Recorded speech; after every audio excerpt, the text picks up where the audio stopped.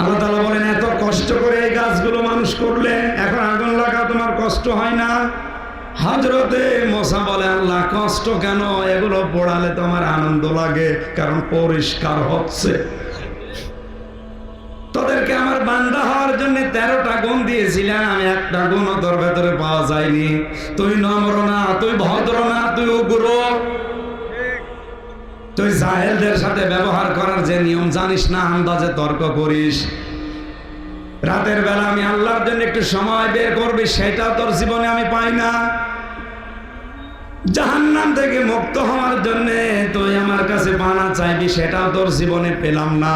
এজন্য তোরে আমি জাহান্নামে দিতে আমার মায়া লাগবে না, আমার আরো আনন্দ লাগবে যে পরিষ্কার হচ্ছে। আল্লাহ আমাদেরকে যেন বাঁচান, বলেন আমিন।